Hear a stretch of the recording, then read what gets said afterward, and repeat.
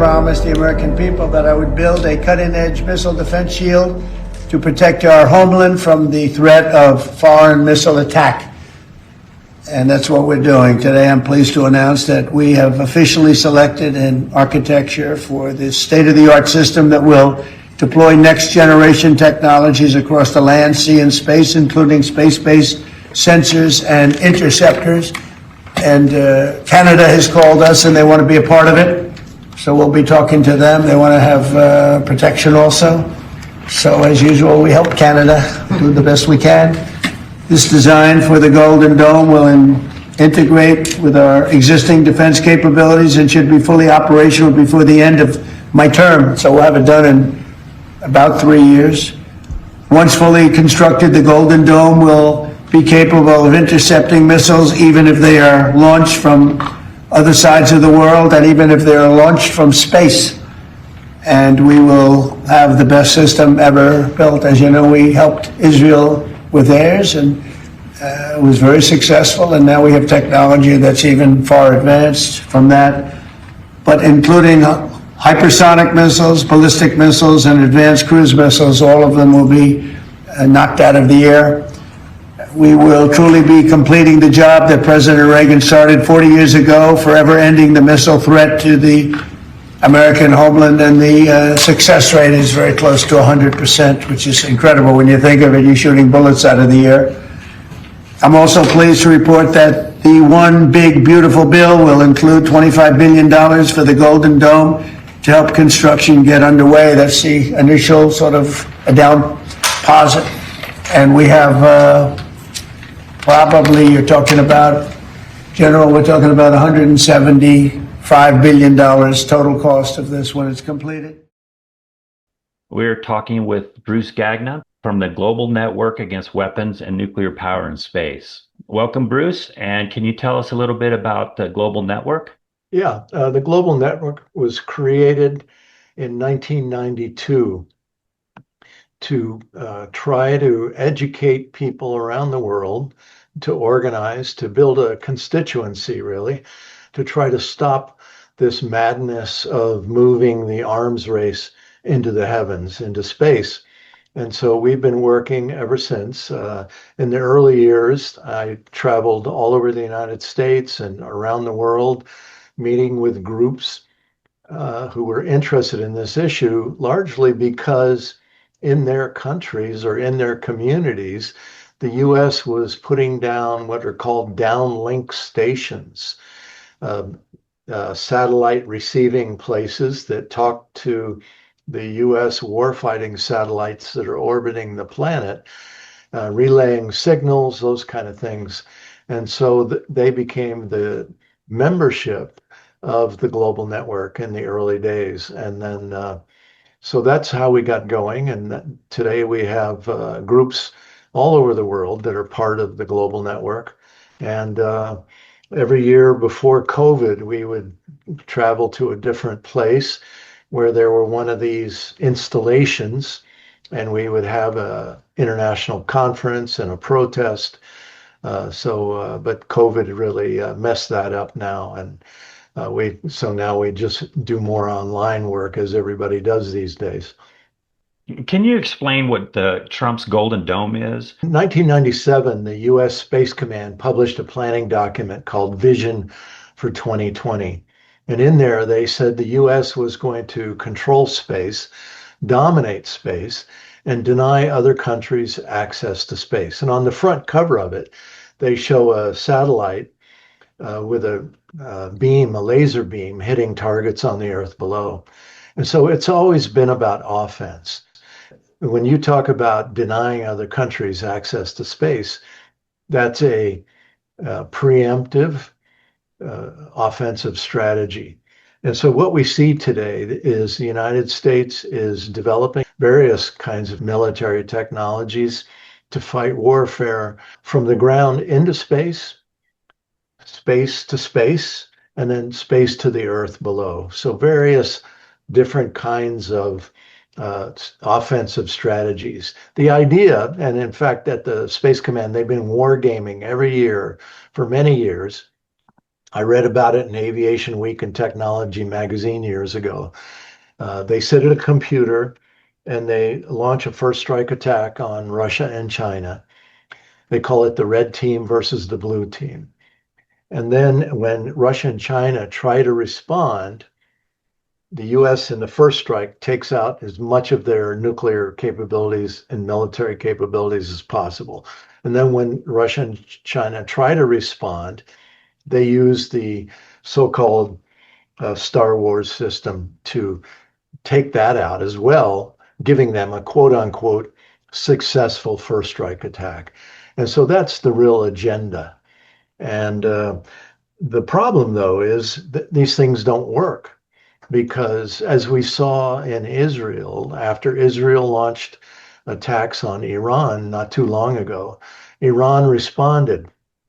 And they responded with mostly outdated technologies, older missiles, drones, smaller drones, but they were able to penetrate Israel's Iron Dome system, which is the similar system to what Trump is talking about.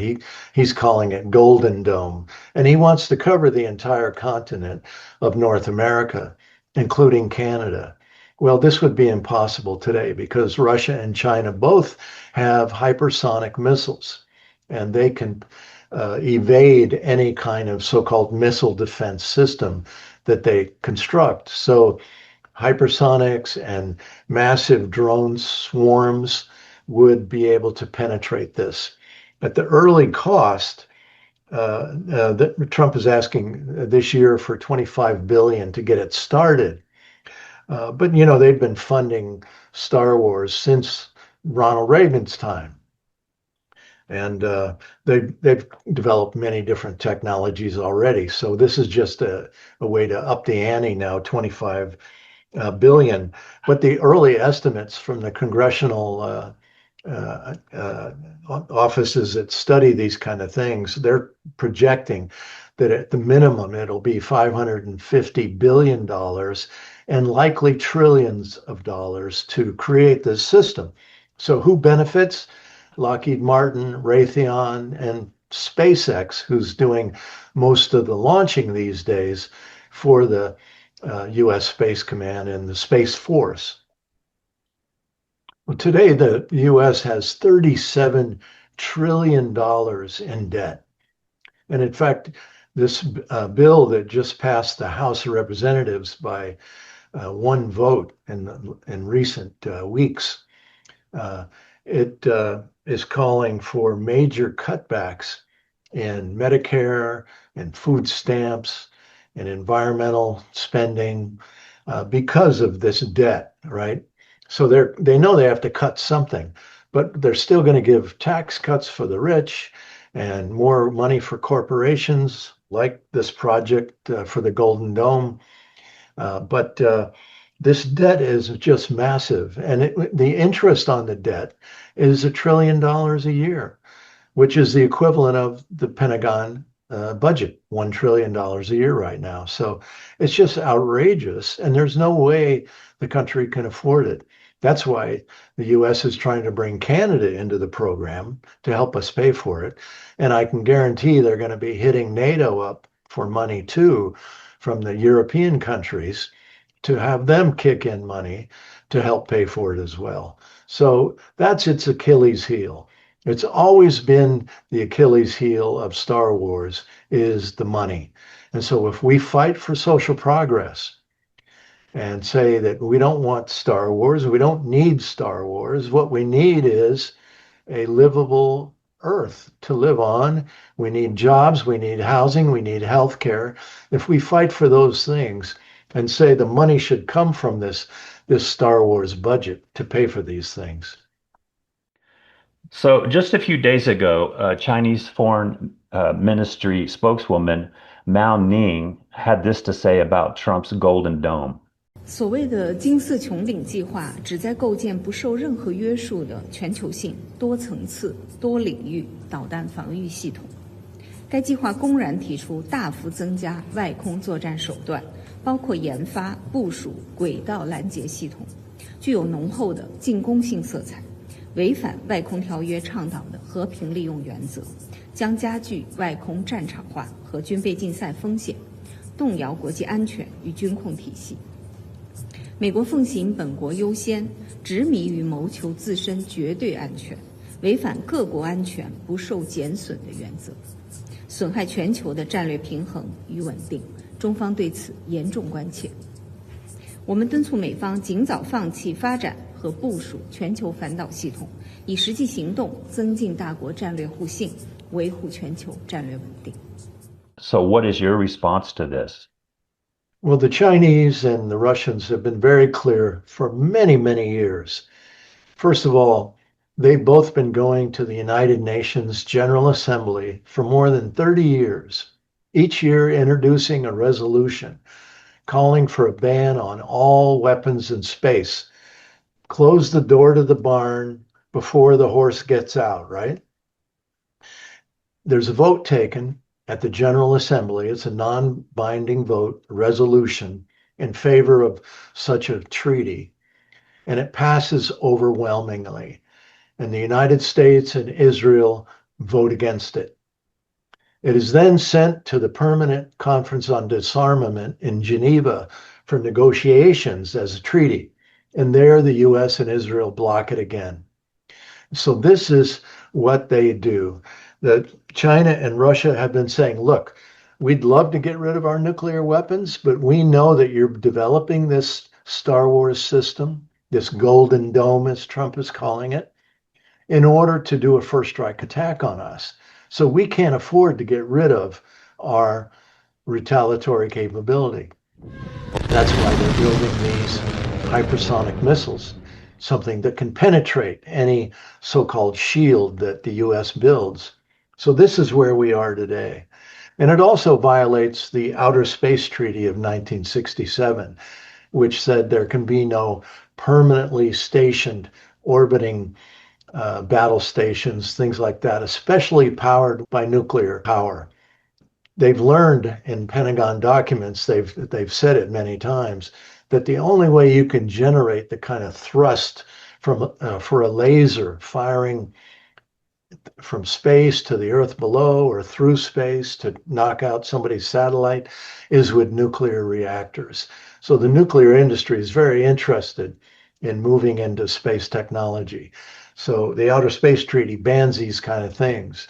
So it's really very clear that the United States, by proposing and now moving forward to try to create this Golden Dome Star Wars shield, they're violating the Outer Space Treaty, and it's the reason why the U.S. refuses to negotiate for a global ban on weapons in space. Just think how much easier everything would be if there was such a ban today.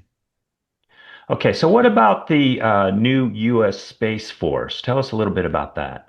Well, interestingly, the Vision for 2020 that I talked about earlier, published in 1997, saying the U.S. was going to control and dominate space, its dream essentially was fulfilled, because in the year 2020, when in Trump's first administration, he proposed the creation of the U.S. Space Force. It's an acceleration, if you will, of the entire weaponization of space, militarization of space.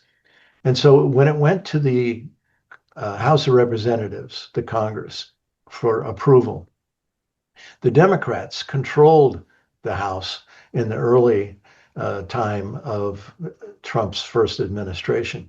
They could have blocked the creation of Space Force.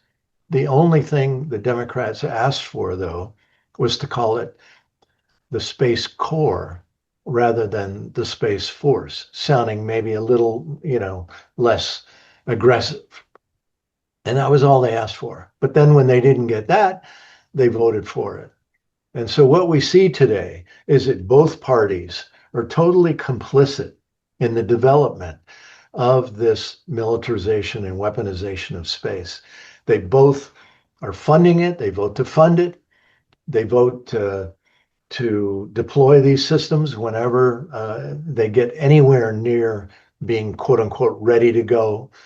They don't always thoroughly test them before they deploy them. And so this is the game they're playing.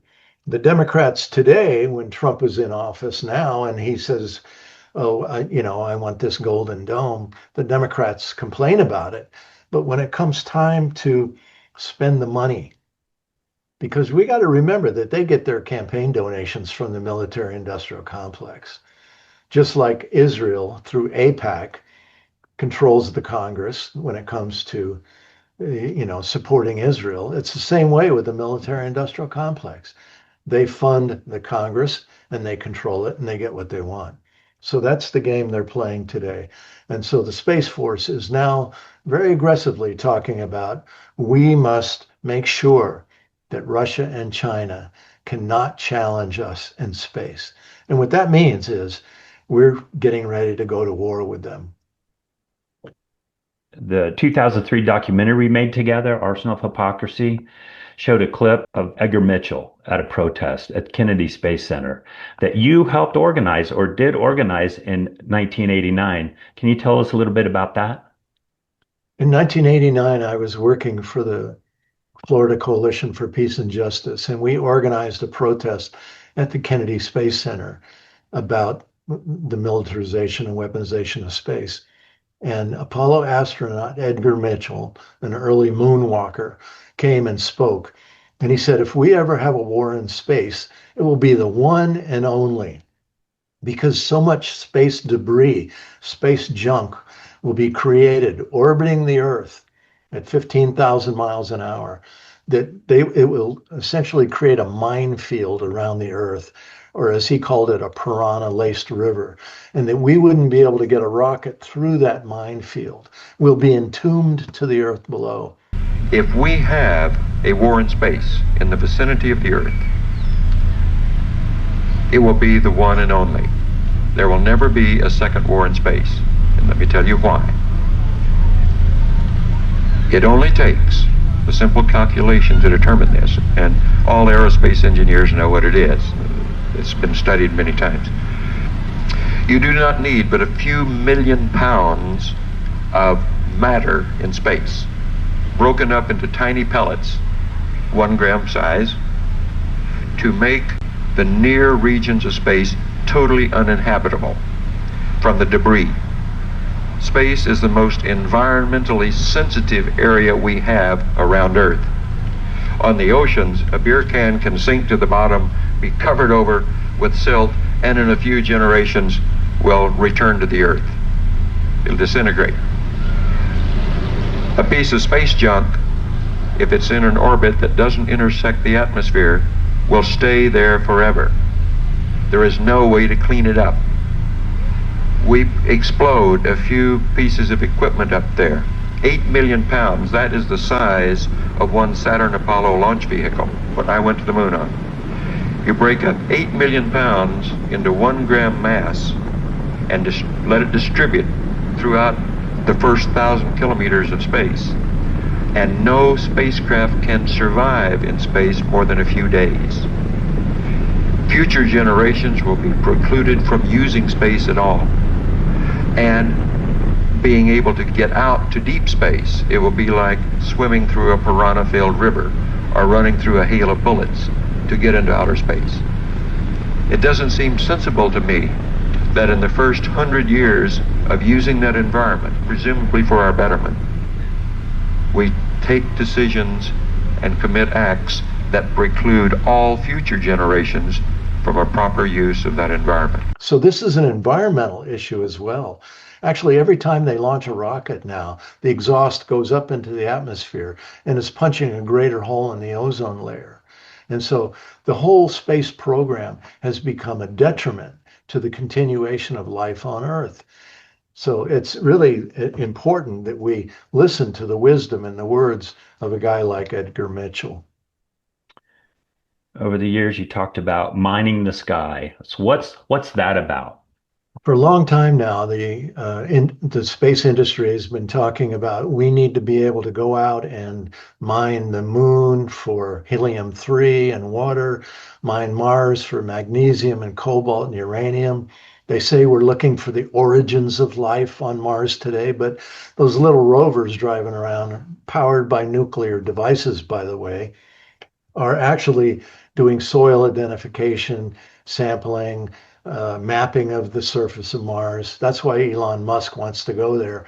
He wants to mine Mars. And so the nuclear industry then says the only way we can really successfully do this is by having nuclear powered rockets taking off and flying to Mars, cutting in half the amount of time of conventional rockets. And so this is the real agenda. And that's also, I think, why they want this militarization of space, because they want to be able to control the pathway on and off the planet Earth to decide which country, which corporation, which wealthy individuals like Elon Musk can go out and mine the sky in the future. And they want to be able to control the front gate, if you will, on and off the planet Earth. One other thing that's really important is these launches that Musk is doing, sending up these Starlink satellites that are used for military targeting. For example, they're providing Ukraine military reconnaissance, intelligence, targeting information using these Starlink satellites. They're primarily launched from Cape Canaveral and Vandenberg, both of which are now called Space Force bases. And what's happening, though, in lower Earth orbit where these things are being put, Musk has sent up more than 1,500 of these satellites into lower Earth orbit. It's now becoming so crowded that it's becoming a contested place. It's like a grocery store parking lot. The parking lot's filling up, and there are few remaining parking spaces. So Russia and China, understanding that the US wants to control and dominate space, are saying, wait a minute, you don't have the right to fill up lower Earth orbit at the exclusion of other countries. And so this is becoming a real problem. And the first war might be over the remaining parking spaces in space in lower Earth orbit. So this is a real danger zone for us today. Yeah, it seems to be the United States dislikes competition. They want to control it, the competition. And China and Russia is pulling away, and I think they're nervous. Honestly, I think they're even paranoid, and that could lead to some serious complications in the future. Yeah. Well, they're both being surrounded by the U.S. and NATO. NATO's now moving into the Asia Pacific as well, bringing NATO in to prepare it for war with China that they say will happen around 2030. So, they have reason to be nervous. Russia and China do. They don't want to do any of this. They would rather cooperate and develop things, and they're doing a great job at that. But the United States, they're more interested in control. That's it. The U.S. knows it can't compete anymore on the global basis. Our economy is collapsing. We see it all around us every day. And so clearly they say the only way we can stay part of the game is with the military. And so they're moving everything into the military. That's their trump card, so to speak. Good. We're out of time. So can you just tell us where people can find more information? You can go to our website, which is spaceforpeace.org, space, the number 4peace.org, and also check out my blog, which is called Organizing Notes. And I daily post things like this on my blog. Okay, great. Thank you, Bruce.